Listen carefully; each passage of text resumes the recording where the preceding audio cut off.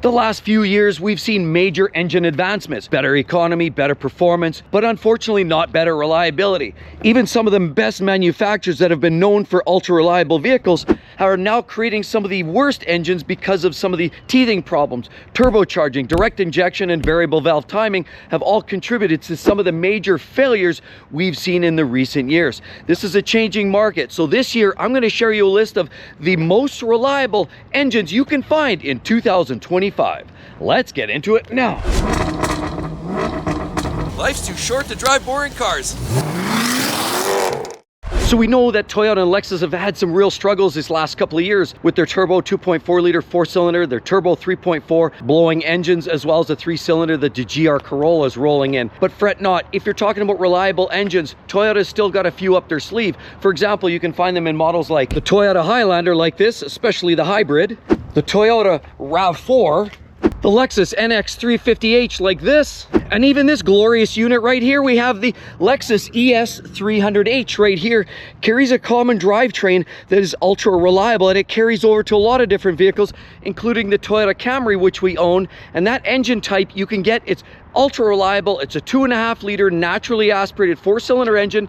Often comes on its own standalone with an 8-speed automatic transmission, or often in the Toyota and Lexus world, they couple it up to the ECPP transmission and the hybrid system to get you partial electrification to boost up the power, because that naturally aspirated four-cylinder engine puts out a baseline of 203 horsepower. Well, it's not going to knock your socks off. It is ultra reliable. And driving luxury cars like this don't always mean it has to be exciting, dynamic, and expensive to own, because Lexus can incorporate reliability, durability, longevity into their cars. You just have to pick the right drivetrains. I mean, you do get the beautiful tail lights like this. You get this chrome bar, absolutely beautiful laser cut rims. You've got a sunroof up top and the LC500 mirrors, which is absolutely gorgeous. They do give you the beautiful headlights with the check mark and the big grille, which some love, some don't, but it's a beautiful package no less.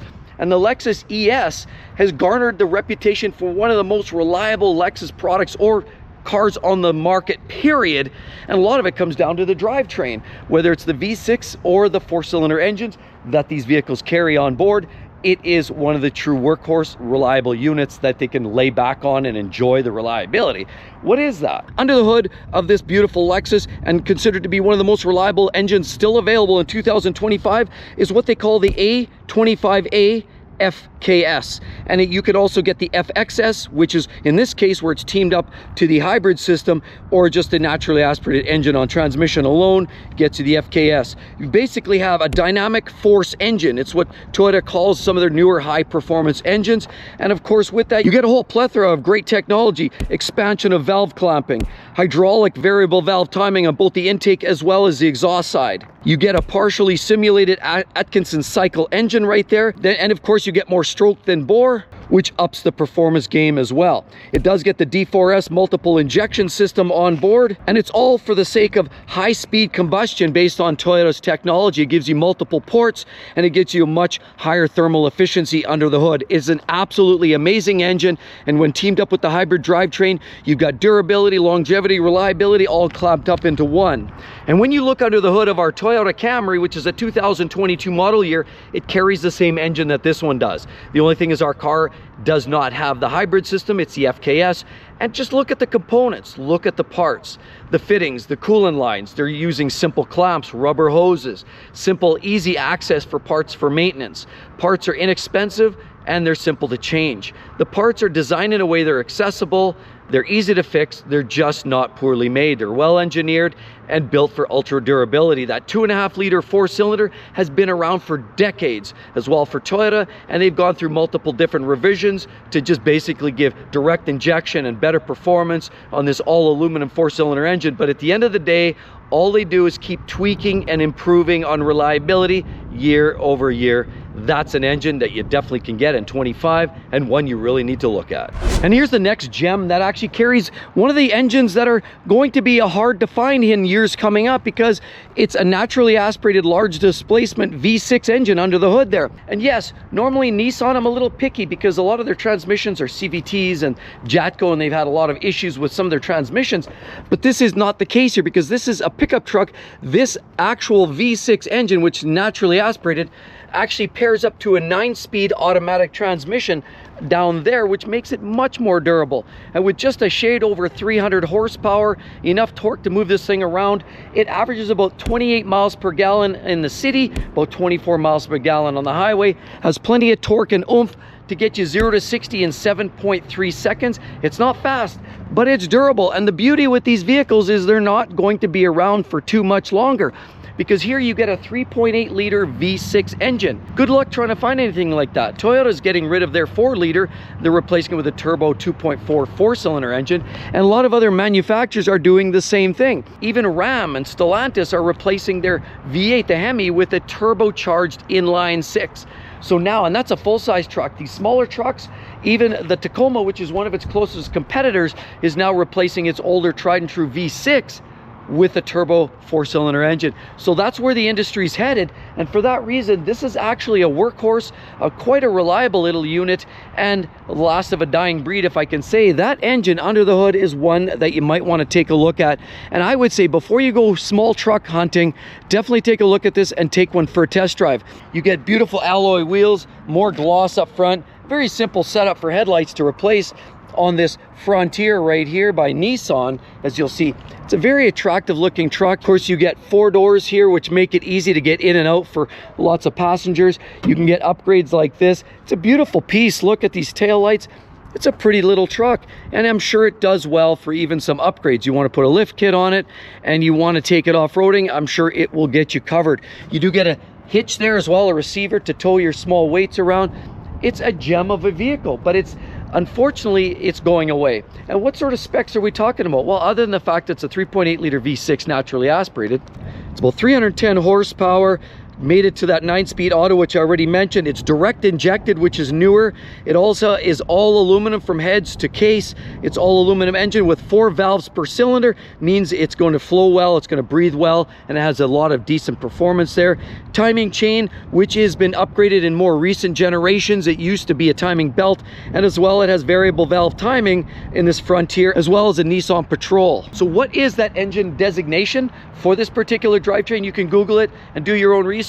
But from where I stand, this represents a great buying opportunity, a good, durable, rugged workhorse. If you don't want to go full size, this is probably better and more reliable than a lot of the modern day full-size trucks from the big 3. You definitely want to give this a look. But this engine number and name is, this is the VQ38DD, and it's a V6 3.8 liters. Definitely got to give this one a look. And another couple of promising vehicles coming up for 2025 with drivetrains and engines that are ultra reliable, and they've proven themselves already. We're talking about a lot of the products from Mazda. Now, what we have here is a CX-30. This is a smaller SUV subcompact, and then we have the CX-5 right here. You can get the CX-50, which is a lower and wider version, but they all have something in common. They all carry a very reliable engine under that hood right there. And what are we talking about here? Well, it's a 2.5 liter 4-cylinder engine. You can either get naturally aspirated or turbocharged, and the naturally aspirated version in the standard vehicles get you about 191 horsepower here, and as well the turbocharged versions in the GTs, for example, in the up-spec vehicles, get you about 250 horsepower. The vehicles often, most Mazdas, where there's the 3 or the CX-5, you either get a 6-speed manual or a 6-speed automatic transmission. Most of these SUVs right here get you an automatic transmission, and they're ultra reliable as well. The CX-5 like this has some great detailing. Love the style, love the taillights, beautiful wheels on here, and they have all of the great details that you could possibly want in a modern day SUV, including reliability. These vehicles have proven to be ultra reliable, and arguably moving up the ranks, even possibly more reliable because of those engines than even most Hondas. Now, these vehicles have a 431 exhaust manifold system to help scavenge the exhaust out and provide better flow. You've got a dual overhead cam that's chain driven, no timing belts here, and as well a 13:1 compression ratio in these engines in the American market because of the fueling. Now, with these vehicles here, if you're looking for the non-turbo, the naturally aspirated, that would be my recommendation for the best, most reliable engines coming up in 2025. You would look at a PY-VPS. If you want the turbocharged version, you go with a PY-VPTS, and it gets you the 250 ponies. And there have been some discussion of slight oil burning in the turbo versions, but the naturally aspirated 4-cylinder engines in these modern day Mazdas have proven to be ultra reliable. And clearly it's the type of vehicle and the type of drivetrain I would put full faith in. If I'm looking for a smaller vehicle with a 4-cylinder drivetrain, these are number 1 and 2 on my list. Sadly, Toyota is eliminating some of their best engines ever. This is a Highlander, and this is an XSE all-wheel drive, and these are known to be one of the most reliable vehicles within the brand. But now their V6, they're swapping out with a turbo 4 or a hybrid 4-cylinder engine. Even their Toyota 4Runners, they're going bye-bye to the 4-liter V6 and replacing it with a 2.4 turbo 4-cylinder engine. And unfortunately, even the latest and greatest Lexus RX 350 you see right there used to mean 3.5-liter V6, which denoted ultimate in reliability. And it's that 3.5-liter V6 that Toyota and Lexus have loved for many, many years. They still carry it in a few specific models, but sadly they're transitioning that V6 into a 2.4-liter turbo 4. They're seeing less durability issues, sure, better efficiency, better performance, top end, but they're losing a lot of the base fundamental reliability that they once knew and loved. But there's a few models that still carry that 3.5-liter V6. And what kind of engine is it? You still get that ultimate in reliability with these Lexus vehicles like this. The ES 350 still actually carries that wonderful V6 engine under the hood. And I mean, you do get the great touches, so it's not just a boring car. Beautiful high gloss wheels down there. You get the beautiful metallic look here on these handles. You get a sunroof, LC500 mirrors, and the F Sport package here. But it's what's under the side, the hood, that really matters in all of this, because this engine is the engine that Toyota and Lexus have known to grow and love because it's just been so reliable. Well, what is it? Well, the engine that you can still find in a few select Toyota and Lexus products is a 3.5-liter V6 engine. It's a simulated Atkinson engine, of course, for much more efficiency, variable valve timing or dual variable valve timing, direct injected, and port fuel injection. So the direct injection gives you the performance of the proper metering, but of course the port injection allows you to wash the intake valves, and so you don't get that carbon like you find in a lot of other vehicles or competitors. And that glorious engine under that hood right there is called the 2GR FKS. It has just over 300 horsepower in most trims. It's all aluminum. It sits front to back in many models. Unfortunately, this one, because the ES is front wheel drive, it actually goes sideways. So there's some maintenance concerns with accessing O2 sensors and back bank spark plugs, but it is a very reliable piece, very durable. And it's not uncommon to see cars with engines of that nature to go 300, 400, 500,000 miles all day long. And you got to remember, that's from a generation when they built some of the most reliable 4s, 6s, and the V8s, the 4.6, 4.7 V8s, the 5.7 V8s in the Sequoia, the Tundra, as well as the LX series and GX Lexus vehicles. Those were their most reliable engines at any point, and that's when they were ultimately in their heyday. Lots of technology in that engine, but it's all reliability technology. It's not technology to make it sound good, go good. It's actually just to keep it all bolted together, cooled, running efficiently, and ultimately reliable. That's one definitely you got to look at in 2025, the 3.5-liter V6 Toyota Lexus engine. Now, while this is the outgoing model, of course, of the Acura MDX like we're looking at right here, the newest generation coming up in 2025 still carries over one of the most reliable engines that you can possibly find on the market. Yes, while a lot of manufacturers are going with turbocharging, we have Acura like this deciding to keep it real, go naturally aspirated. And under the hood here, we have a 3.5-liter V6 engine that makes in and around 300 horsepower. You can also get a 3-liter twin turbo, but the reliable one is the 3.5-liter V6. And this engine can be found in a whole host of Acuras and Hondas, which is their big brother. Of course, naturally, you can find it in the Honda Ridgeline. You can find it in the Odyssey as well as the Pilot. You can definitely find it in some of the Acura products like the TLX, the MDX like this, and as well a few other models. Now, these have always garnered a reputation for reliability, and everybody knows Acura, which is a squeezed Honda, is the epitome of durability. Now, there have been a few problems along the way with certain MDX models. Shh, all-wheel drive, it's trying to sleep. But one major differencing fact between Acura and Lexus is the fact that Acura still is running a timing belt for timing instead of a timing chain. Some people don't prefer that. They say it's maintenance intensive, but realistically 60, 70, or 80,000 miles, whatever the maintenance regime says, that's all you need to change it. Otherwise, these engines are ultimately reliable and definitely worth their time and effort. Now, what we're talking about here is the J35Y5 generation specifically. typically in the MDX like this is all aluminum, variable valve timing, and has garnered the naturally aspirated reliability that you can expect from Honda's and Toyota products. This one's no different. There have been a few little issues along the way with transmissions, but for the most part, the Acura MDX has always been their staple of durability, reliability, and as well, one of their flagship vehicles right there. Now, this only comes with one caveat, because in 2025, when everybody's going turbos, it's sure nice to get yourself a naturally aspirated V6 engine that puts down decent performance. There's less going on, less failure rates, less failure modes, less heat under the hood, and it's just a simpler engine to maintain.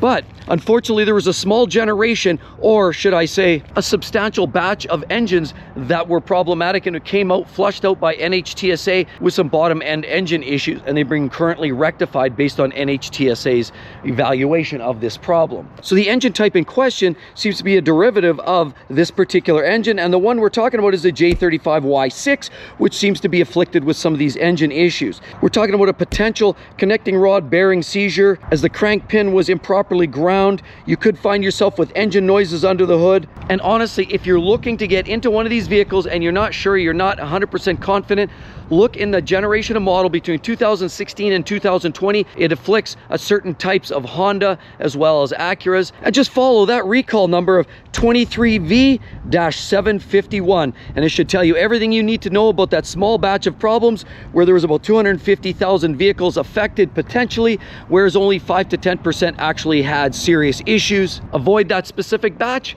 and the rest is history. It's a great engine. In 2025, they've learned their lesson. You can't go wrong with a Honda with a naturally aspirated engine. And naturally, with all of that said, you've got some of the best engines here in 25. Check that out. If you're looking for used vehicles and you want to know some of the worst engines that you want to avoid like the plague, that's your list. Hope to see each and every one of you all on the next one. We'll see you real soon. Bye-bye.